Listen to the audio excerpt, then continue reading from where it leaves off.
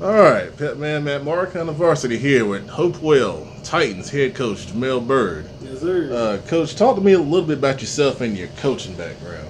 Yes, sir. So got started in 2009 at West Meck when Mark Harmon was there. I came out, just started helping out, coaching linebackers and whatnot. And, I just kind of kept coming back every day. And, I fell in love with coaching pretty much. And 2010, Bobby Collins, a lot of people know in this area, he got the Huff job. And he offered me the opportunity to come help him out and start that program. So it was all downhill from that point. I was at Huff for 5 years.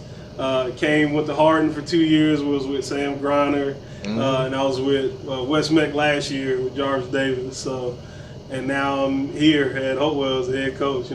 So that's sort of my background. So I kind of got into coaching just by accident, I tell people, but I love it. It's so fun, man. So fulfilling, So Good, excellent. Talk to me about your coaching philosophy and where it came from. Man, my philosophy, it took me a while to like really figure out, okay, what's the best way? What way am I comfortable with coaching? How do I want to coach? How do I want to relay a message? This and that. The biggest thing is honesty. I figured out, with especially with kids. Because kids can kind of tell when you're being fake. They can tell. They can see through it. So honesty is a big thing with me. Being transparent with kids, let them know, hey, you need to work on this, you need to do that. Discipline. Discipline's paramount in life. So football is such a disciplined game. So I'm big on honesty. Discipline. Accountability. Because you want to be able to be counted on. This is the greatest team game there is. Right. If 10 guys are doing their job and one isn't, a play doesn't work a lot of times. So Amen. Accountability is a big thing with me. And that's something we're trying to bring back here. And probably just toughness, and not toughness not just physical toughness, but mental toughness. And when I say mental toughness, like having the mental toughness to strain yourself and persevere and push through adversity, because I think that's something that a lot of young people struggle with, especially in today's era. I don't know what it is, but having that mental toughness just to push through adversity. And bad things that happen in life, that's how life goes, but you got to be able to persevere and push through if you want to be successful. Successful people, you look at anybody successful, they probably have some mental toughness about themselves. Exactly. So that's pretty much my philosophy for the most part. I like that a lot, Coach. Thank you. What's the best game you've ever coached in? Best game I ever coached in. That's a good question, man. There's been some fun ones. Man, top of my head, probably top of my head, I'd probably say when we were at Huff, and probably Huff, it was 2013, I think it was. I think it was 2013. It was 2012, 2013. I can't remember what year. When Lorenz Bryant was still advanced. Oh, yeah. First conference game. We were supreme underdogs. Like, nobody gave us a fighting shot in that game. And, we didn't play the best on defense. We played good. Lorenz Bryant was a Army All-American for a reason. Oh, yeah. So we didn't play the best that game. But it came down to literally the last drive of the game, and I remember Bobby saying, he went over to our quarterback at the time, Josh Stilley, and said to him, like, hey, Stilley, what you think? And Stilley was just kind of like, man, I think we're gonna go win the game. So it was kind of nice, to see him just drive us downfield, man. I remember Nick Burrow made a phenomenal catch on the sideline that was real controversial, but phenomenal catch on the sideline. We run in from the 1 yard line. We get a big conference win versus Vance, and I remember we were on the front page of the Observer, and it was like, Huskies get a late miracle and whatnot. I don't want to call it a miracle because we felt like we could win, but that was probably one of the more funner games just because of the up and downness and the mood swings, and it was like we were up, then we were down, we were up. So it's not fun maybe in the moment. I know what you mean. But you look back and you're like, man, that was a great game, to be a part of, because it it was such a milestone for our program at that time. Like, we were a young program, and that was probably a very significant win that helped set the tone for the rest of the year for us in that. And we went on to win like 8 games that year, made the playoffs. Ran into a buzzsaw of West Meck that year, I remember. And Sean Wilson and Van Smith and them guys. But that was definitely probably top of my head. I can think of that one for sure. Oh yeah, that was a good one, man. Yes, sir. Back to Hopewell. Talk to me about your team goals for this upcoming season. Yeah, sir. Our team goals, we try not to talk about too much about like results oriented stuff. Right. Because we're rebuilding. We're a young program by the kids in our program. We got a lot of sophomores and juniors mainly. So for us, it's not so much about the results based. Get 10 wins, all that stuff. Yeah. We've just been trying to focus these guys every day on getting better. I know it sounds cliche, whatever, but it's really the truth. It's really the truth, but we're just trying to focus on getting better every single day. And our motto is, we call it trust the process right now. Yeah. And that's what the process is. It's an everyday approach and understanding, hey, how am I going to get myself better today? What do I got to do today to be better than I was yesterday?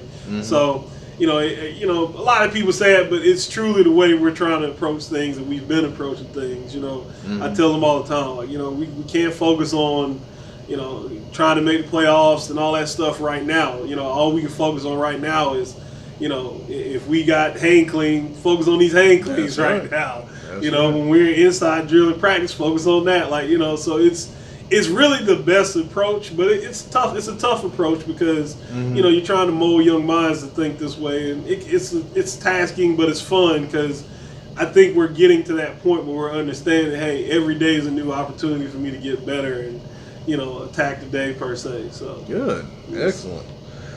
Some players we can look out for this year for the Titans. Yes, sir. Offensively, Ernest Davis, running back, man, and Ernest is. He's like the he's the epitome of like those throwback players, like he reminds me of like a Jared Nagy type. Not the biggest guy, not the strongest guy, not the fastest guy, but man, he's such a grinder, man, such a grinder. Like I don't think I don't never hear him complain. Like I've never heard him complain. He doesn't talk a whole lot, but he grinds, man. He's one of the hardest working guys on the team, if not the hardest working guy on the team.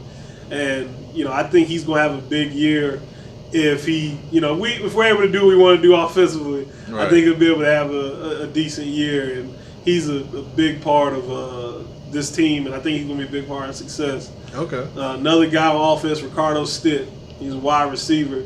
And Ricardo, man, it's been great to watch his transition, his evolution since I got here.